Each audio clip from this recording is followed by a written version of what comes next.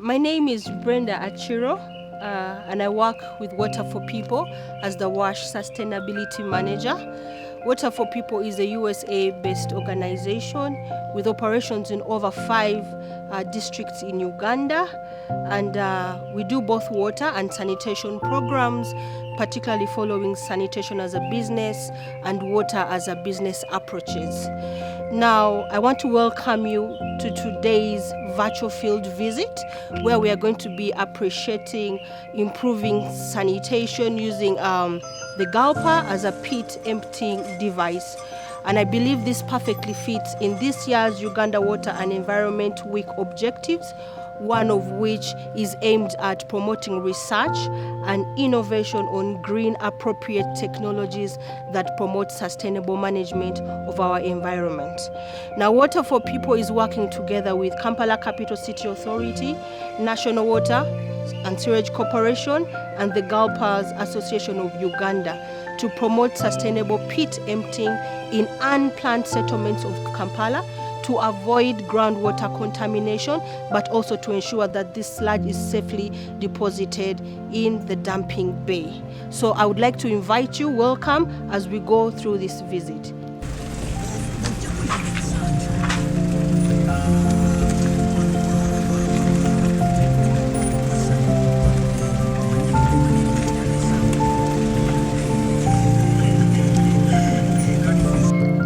Julian Musime, working with KCCA, and I'm under the Directorate of Public Health as a program coordinator for private sector development and sanitation marketing in the city.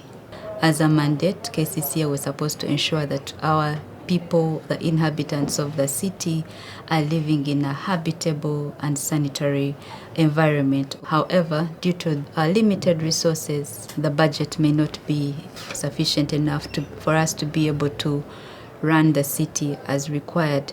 60% of our population is actually residing in the informal settlements. And inaccessibility for the trucks, especially the cesspool trucks, is quite hard. Some areas are unreachable by these trucks. As a result, you find that people had actually resorted to flying toilets. Since their toilets were full, they call for a truck or a service provider, and they come and tell them, actually, my truck can't reach. The pipe I have is short. It cannot reach where you are. So emptying became a problem. We all know that in Kampala, most of the latrines are actually unlined, and most people dig very deep pits, making it very difficult for them to empty. So we came up with a technology, the Gulper technology that we developed together with the fabricators in Katwe. We got the idea from London School of Hygiene, and then we're able to bring it down to Kampala. And this technology works perfectly well, and it can also make money for any youth out there or anybody who is interested in joining the pit emptying business.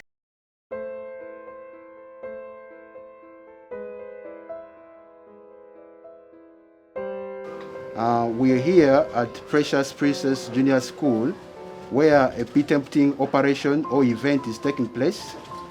Operators from VRA Sanitation are here to empty a septic tank for a school using the Gulper 4 technology.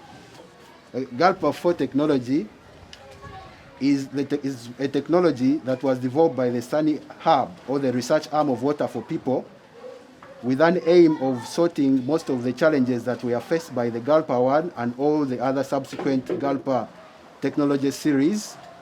Initially, there were challenges with having to remove the roof of the pit latrine due to the height of the Gulper 4, of the Gulper 1, which was kind of too long for most of the pit latrines. It was exposing most of these Gulpers to direct contact with the fecal sludge. So with that in mind, and also with guidance from KCCA, the Gulper 4 technology came about. So the Gulper 4 technology is a kind of technology that you can empty a pit without necessarily being within the pit. You position the pump outside, and then you are able to pump out the sludge through the suction pipe onto the delivery pipe into the barrels. The Gulper 4 constitutes of a delivery and a suction pipe. So the delivery pipe is the blue pipe you're seeing, and then the suction pipe is this green reinforced pipe. It also constitutes of a PVC pump body, which contains the piston. So for each forward and backward stroke, the pump is able to suck and deliver the septage into a barrel or a receiving tank, a receiving barrel, which is then loaded onto a tricycle or any vehicle that is being used by the emptier, from where it goes to the dumping point, the LBG fecal sludge dumping bay.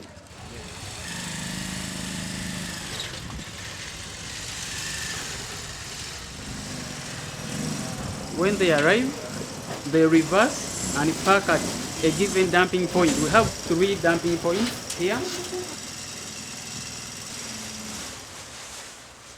And they start to offload their fecal sludge into the loading bay.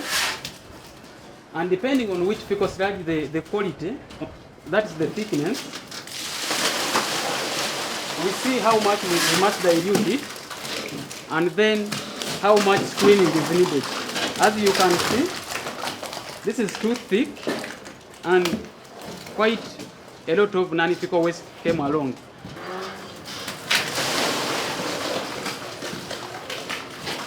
So now this loading bay serves 2 purposes. One is to do the screening, and the other is for dilution. So we initially had challenges when we were dumping at national water. It couldn't hold our fecal sludge because it was too thick and it had a lot of non-fecal waste. So normally what we do here, we do dilution and we also do the screening. So in dilution, we add a little bit of more water. As you can see, it can't even flow out. It's really too thick. So we do the dilution and we do the screening from here so that it can be sucked out to the cesspool truck and transported to the treatment plant.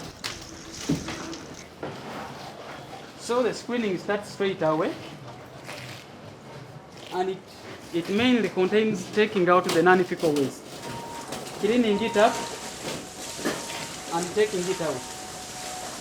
And dilution also takes place so that the fecal sludge can flow into the fecal sludge retention tank.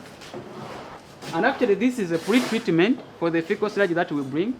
Initially it wasn't accepted by national water because it's too thick and it's really mixed up.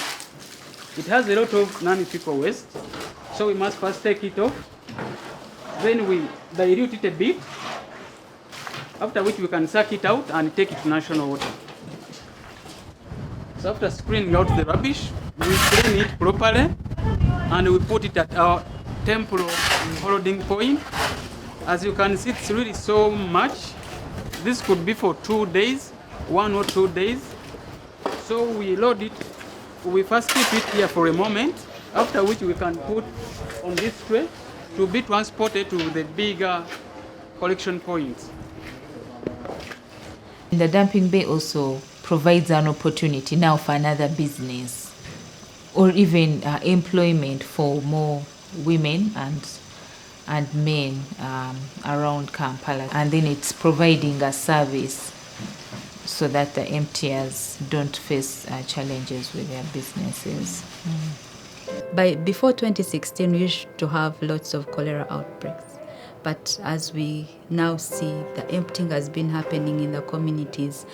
And there is, at least for the last, I think 2 years, we haven't had a cholera outbreak. And that is attributed to this emptying that is taking place, the new technologies and innovations that we have taken down to the communities to ensure we support our people within the vulnerable areas to do the emptying and to avert diseases and other pandemics or epidemics that may occur.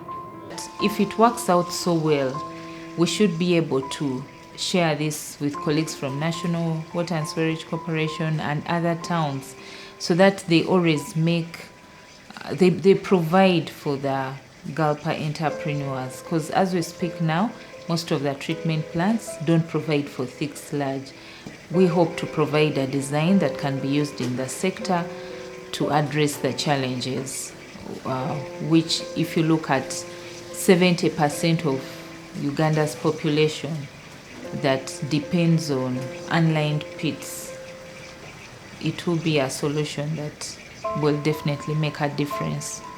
The future is very bright for the business, because when you look at the projections of the population, Kampala will have about 12 millions, only Kampala.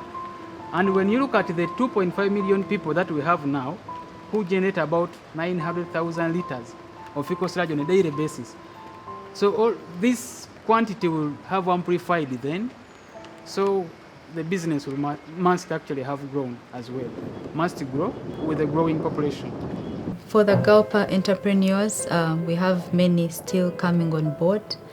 Others are new in the sector, so there's need for more of capacity building to these teams, not just by the institution, but other partners who can support these entrepreneurs to ensure that they're doing their jobs in the right way, in terms of occupational health and safety. How are they handling their clients? So there's still a lot of capacity building to these teams that are going down to our communities, so that this technology is not shunned away by the communities, but instead accepted. So we call on different partners who are able to support the Gulpers to come on board and support them, and to improve the business, improve the sector, and also serving the communities that we are mandated to do as a city. For all businesses to take place and operate in the city, we have to ensure that they are licensed. So licensing is a very crucial aspect when it comes to us as an institution, and also to the National Environment Management Authority. So we are also supporting and pushing these private entrepreneurs to license their businesses, so that they're able to get great opportunities out there.